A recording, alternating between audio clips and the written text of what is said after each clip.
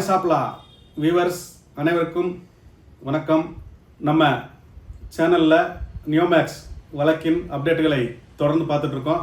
அந்த வகையில் நியோமேக்ஸின் பொருளாதார குற்றவியல் பிரிவு எக்கனாமிக் அஃபென்சஸ் விங் சிறப்பு குழு விசாரணை அதிகாரி டிஎஸ்பி காவல்துறை துணை கண்காணிப்பாளர் திருமதி மனிஷா மேடம் அவர்கள் டிரான்ஸ்ஃபர் ஆகியிருக்காங்க அப்படின்ற செய்தி வந்திருக்கு. அவங்கள சென்னைக்கு பொருளாதார குற்றப்பிரிவு தலைமையகம் சென்னைக்கு போட்டிருக்காங்க.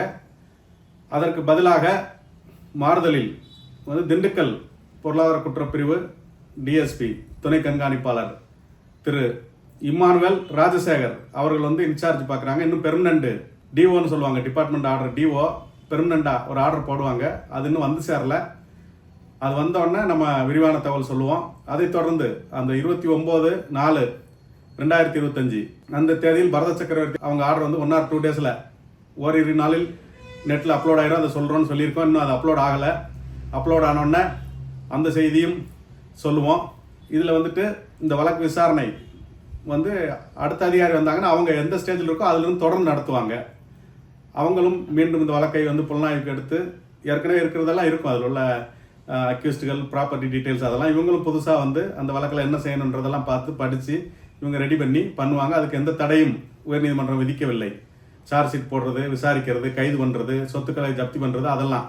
ஏன்னா அந்த செட்டில்மெண்ட் ப்ராசஸ்க்காக வேல்யூஷன் கமிட்டி மதிப்பை ஆய்வு செய்து மதிப்பு ஃபிக்ஸ் பண்ணுறதுக்கு வேல்யூஷன் ஃபிக்ஸேஷன் பண்ணுறதுக்கு ஒரு கமிட்டி அது பரத சக்கரவர்த்தி அவர்கள் நியமிச்சிருக்காங்க. அந்த வேலை தனியாக போயிட்டுருக்கும். இங்கே விசாரணை, சொத்துக்களை கைப்பற்றுதல், கைது செய்தல், இந்த மாதிரி இந்த வேலைகளும் நடந்துகிட்ருக்கும். அதுக்கு எந்த தடையும் இல்லை.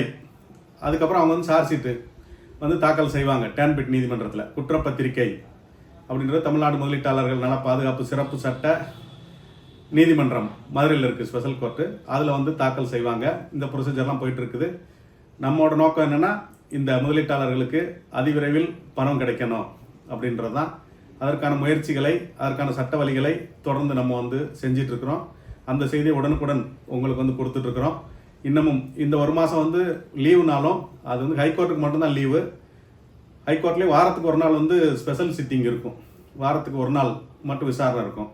மீதி ரெகுலராக ஒர்க்கிங் டேல திங்கள் டு வெள்ளி வரைக்கும் வாரத்துக்கு 5 நாள் விசாரணை இருக்கும். இப்போ வாரத்தில் ஒரு நாள் மட்டும் அந்த மதுரை உயர்நீதிமன்ற கிளை, சென்னை உயர்நீதிமன்ற கிளை எல்லாம் இருக்கும். அப்புறம் அந்த சிவில் நீதிமன்றங்கள்லேயும் வாரத்துக்கு ஒரு நாள் கோர்ட் அதெல்லாம் இருக்கும். Incharge court நடந்துட்டுருக்கோம்.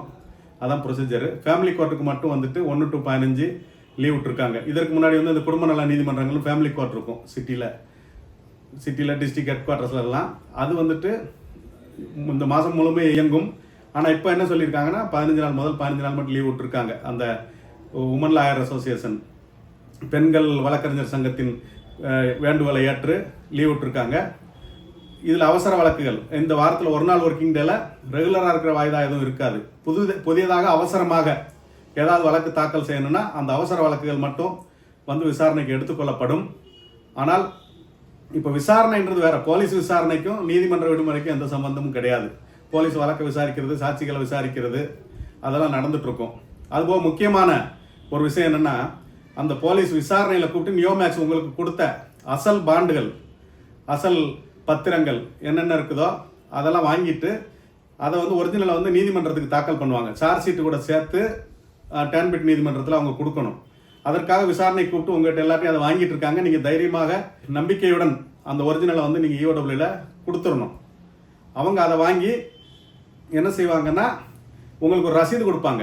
உங்கள்கிட்ட இத்தனை பாண்டு, இன்ன நம்பரு, இவ்வளோ அமௌண்ட் பெற்று உள்ள அந்த பாண்டுகளை நான் வாங்கியிருக்கிறேன்னு டைப் அடித்து ஒரு கையெழுத்து போட்டு சீல் போட்டு EOW சீல் போட்டு உங்களுக்கு கொடுத்துருவாங்க.